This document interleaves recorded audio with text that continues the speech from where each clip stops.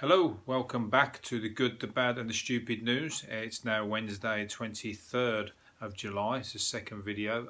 If you remember that you saw the one yesterday, you'll remember that I got the date completely wrong. So this time I've got my watch on, which has got the date on it, so I made sure that didn't happen again. But there's plenty more to go wrong in this video, I'm pretty certain. We're trying new things. I'm trying new things out, so I'm learning as I go. I'm not a natural TV or news reader as well, you may have noticed, but it's not about that. It's a bit of fun really. So we're just going to crack on with what some things I've pulled out of the news today. Number one news of the day is that Boris Johnson is now our new Prime Minister, Bojo. And blowjob is another. It sounds too close to blowjob, that doesn't it? Bojo. Many other nicknames they've got for him, none of them good, and none of them very give you good confidence in what people think about the bloke. But I don't support them anyway. Who knows how it's going to go, but it's either a bad thing that we've got him in, or it's a good thing in the sense that it'll be that shit that there'll be a general election and he'll get booted out, and the other team will come in and shake things up again. Shake things up again for the rich, that is, because unfortunately I don't fall into the category of the rich. So I'm on the side that helps the people who don't have a lot of money, because I'm in that category. Maybe I'll switch sides when I make a lot of money off this YouTube channel. No, not really. Anyway, so that's the main news of the day. The second main news of the day was the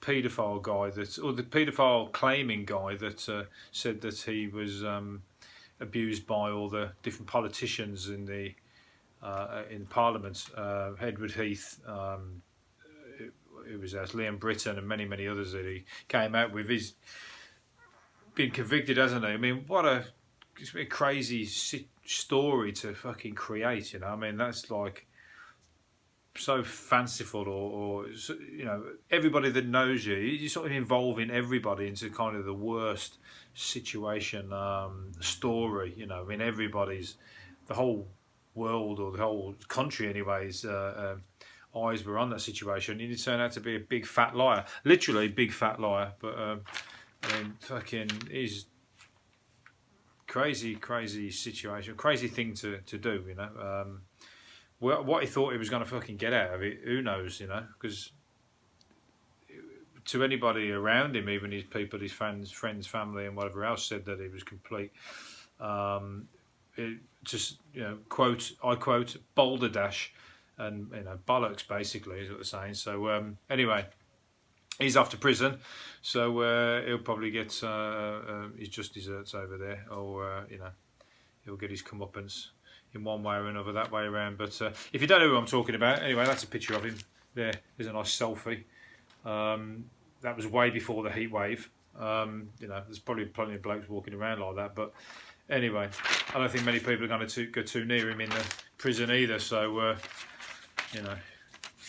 make yourself a little bit more desirable if you're going to come out with a story like that, because that ain't a very fetching picture at all. Moving on. What we got here? Mel B. Is it Mel B? That one? I don't know. I can get confused with them all. Mel B has come out saying that Holly Willoughby snogged Emma Bunton. Fucking, who gives a shit, really? You know what I mean? Why is it always her that's coming out and saying it as well? Does anybody really give a fuck? She's just like some kind of media whore that's fucking dropping little truth bombs, really, to just get a name in the paper often. It's shit boring, you know what I mean? You've got money, you've got fucking fame, why don't you just sing some fucking music or make some music instead of coming out with that bullshit to get in the papers? Nobody really cares, I don't think it's very, I couldn't give a shit. Maybe you get some fucking Big Brother fans or Love Island supporters who buy into that bullshit, but, tell us all, little secret, little girly kisses and whatever else, It's school playground stuff, isn't it, really? Anyway, I'm not a Spice Girls fan, as you can probably tell, but I'm all for girl power and all that, but you know, this kind of bullshit that's getting in the paper for no reason, I don't fucking get it at all, really. Another one, Lily Allen. She's coming off Twitter. She's going off what's it called, social media. Made a statement because she's going off social media because social media is shit and you know blah blah blah blah. Where she's just been going on social media for the past fucking 6 to 12 months. I mean, plugging a book, she was doing exactly the same as that. You know, fucking dropping bombs left, right, and centre about who she's been shagging, this, that, and the other. I guess that's what sells a book, but it's all very, you know, it's a bit dull, isn't it? It's a bit boring, fucking. You know, this the kind of things that it's almost like what is it called, clickbait, the equivalent of clickbait to fucking drag you in or whatever. Like, and people buy into it. I suppose it's what sells a book, but she's a musician in the day, so just make some music and fucking make money that way. Why you got to talk about all that bullshit? It's obviously just what's in the news, isn't it? So I was going to say here's another one, but it's obviously just standard what's in the news every day. So if I can't keep pulling these out because fucking this is all the news, this thing will be if I keep pulling all these out of the newspaper because they're in there every day anyway. Because that's everyone's just trying to stay in the limelight, aren't they? This one is what's his name? Nicole Kidman's fella or husband, is it? Keith Urban. Spilled details about their sex life in one of his songs. The country singer dubbed the Australian actress a maniac between the sheets on his tune Gemini. And this is the lyrics. This is why I pulled it out because the lyrics are quite funny, I think. Lyrics to Keith's 2018 ditty include the lines, "She's a maniac in bed. She's a maniac in the bed, but a brainiac in the head." Fucking, how long does it take him to come up with that one? And she'll wake you in the middle of, she'll wake you to make love in the middle of the night. Well, you know, many people would say, fucking, come on, love, got to get up for work in the morning. But he's probably a country and western singer, so he don't have to get up too early, does he? So he can probably just go, yeah, carry on. Let's get it on. Clean your teeth first, though, love. Anyway, no, but the song is like she's a maniac in the bed, but a brainiac in the head. Sorry, but that sounds like something out of a Peter Andre songbook. If you ask me, it's very close to Insania, isn't it? I mean, it's not the cleverest of lines. So whatever. Next, Ed Sheeran in the news again. I mentioned him yesterday. You know. Fucking great rags to riches story. No, I mean obviously talented, but he's gone from next to nothing to multi-million pounds. And he's like he's in the news today because his neighbours, he's angered his neighbours by putting up hay bales around a pond that they fear he will use as a pool. So fucking what, you know? If is it his? I never said, but is it his pond? Then fucking do what you like with it, innit? It's like it's his pond. Use it as a pool, fucking swim in it, you know, fish in it, do whatever you want. Why has it got to do with his neighbours? It winds me up, people that getting involved in other people's business, you know. Neighbours, who fucking, you know, all this business over like, oh, your hedge is too high and all that's affecting this and, oh, God, it's just so like, get a life, you know. Just fucking get over yourself. These people who are so precious about their fucking gardens and, you know, space and what belongs to them, the inch of the fence that's ours. Oh. So they're having a go at him for putting bales of hay around his own pond. So if I was him, I'd put a big fucking statue of a, you know, 2 fingers up against over the fence to wherever the neighbours are peering over his fence and tell them all to fuck off. He's got the money to do that. He's got more than enough. Next up on the I've pulled out was what's this one? Is Naomi Campbell. Her ritual fucking cracked me up. This is, and then Naomi Campbell has got a hygiene routine every time she gets on a flight. She's got this little hygiene fucking disinfecting her flight seats. God, she must be a fucking nightmare to live with. Imagine, does she do this in every single shop that she goes into, every single like space that she goes into? She like shaking your hand and then using hand sanitizer, like you know, everybody's fucking germ ridden apart from her. But anyway, I mean, look, you know what I'm talking about. You can see she's got like a surgical mask on, Detex things, like a hand glove. I mean, that is way over the top. I mean, that's fucking Michael Jackson style, isn't it? I mean, but she's like disinfecting everything before she sits down into her plane seat. And watch, you know, as if everybody else are like fucking some kind of disease-riddled paupers or something, you know. She'll probably sit down there and fart fucking for the guy behind, you know what I mean? But he ain't fucking moaning about it, is he? He's like too rich and too stupid, really, you know what I mean? I think, I don't know how many people have come off of a plane seat, you know, that died out of sitting in a plane seat, you know, it's just ridiculous. But, you know, money goes to their head, don't they? And all of a sudden they're elevated to this kind of, you know, way fucking above themselves and way above sanity, really. So, anyway, let's move on to the next thing. Donald Trump crashes a wedding and hugs and kisses the bride. Donald Trump turns up at somebody's wedding that's in his golf club or whatever it is. Where are they? His country club. I don't know if they knew he was there, but imagine him just rolling into your wedding, strolling in, like, you know what I mean? It's like, and they're all having photos with him and all that kind of stuff. Imagine if they didn't support him, that would be the best thing. At the time to fuck off out, you know what I mean? Ruining the day. A fucking bride crying her eyes out and everything, like she's totally like, you know, anti-Trump and policies and all that kind of stuff, and he just strolls in like he's the man. That, you know, I suppose they wouldn't be at his country club if that was the case, but he did a surprise visit and they were all fucking loving it up. So they're obviously big fans of his, and that'll be pride and place in the photo album long after the divorce. No, many congratulations.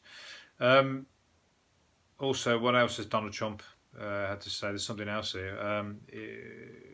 Donald Trump, something about the war in Afghanistan. The war in Afghanistan has gone on for 18 years. And Donald Trump claims he could win the war in Afghanistan in days. Except he doesn't want to kill 10 million people. So what he's basically saying is, I could nuke the fuckers and that would end the war. But it would kill 10 million people. Well, anybody could do that, not just Donald Trump. You know what I mean? It's like fucking, yeah, of course you could end the war by blowing the place up. You know, I think the Americans did it once in Japan a long time ago and fucking destroyed Nagasaki and Hiroshima, was it? So, yeah, of course you can do it, but should you do it? Absolutely fucking not. But, you know, just talking bullshit to the Pakistan Prime Minister Imran Khan. They're saying, I could win that war in a week, but I don't want to kill 10 million people. Afghanistan could be wiped off the face of the earth. I don't want to go to that route. I have a plan that could win the war in a very short period of time. He talks nonsense, doesn't he? Sound bites. This one, I saw this picture. This is actually at the Royal, say that one 5 times quickly. The Royal Welsh Show yesterday. I actually thought, at first glance, I thought that was Rod Stewart. It's a Zulus, and I thought it was Rod Stewart shaking hands with a Zulu. You know, at first I thought it was a funk and soul singer and Rod Stewart, but then I read the headline, and it's actually Camilla Parker Bowles meeting fucking a Zulu tribe, Zulu tribes people who happen to found themselves at the Royal Welsh Show. You know what I mean? It's out of place, if you ask me. I mean, what Zulu's doing at the Royal Welsh fucking agricultural show, I think it is. Doesn't make sense, but they're on a bit of a jolly, I suppose. But yeah, there's Rod Parker Bowles. What have I done here? I've got some other bits here. What's these ones?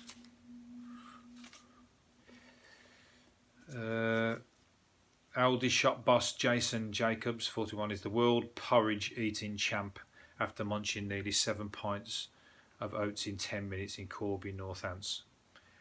Well, fucking big whoopie doos, that's one to remember, any oat champion. after munching nearly 7 pints of oat. How do people even find out that these competitions even exist? You know, I mean, obviously not much competition. You're the world porridge eating champion. How many people were in the competition from around the world? And who gives, you know, much of a shit about a porridge eating competition anyway? Anyway, congratulations. I'm not doing very much. Headline act got festival goers dancing so wildly that they caused minor earthquakes. Now, you might think, what kind of headline act would cause earthquakes? You know, it was somewhere like Black Sabbath or Led Zeppelin or fuck knows. I don't know who's modern day.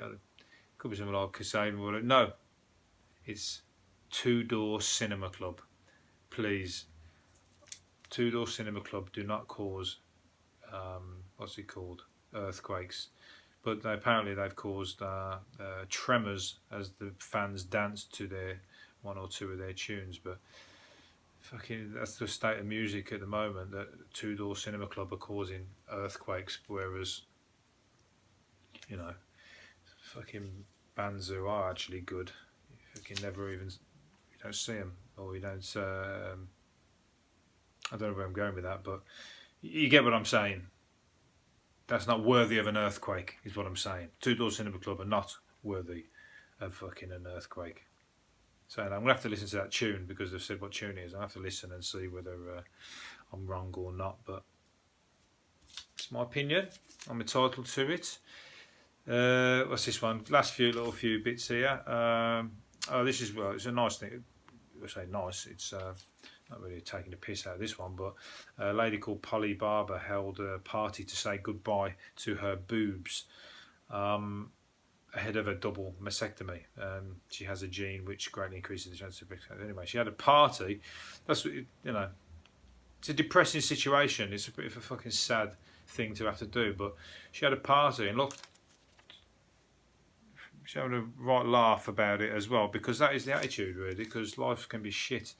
And she's made a fucking big joke of it and made it a bit of an occasion, just calling it the big boob voyage.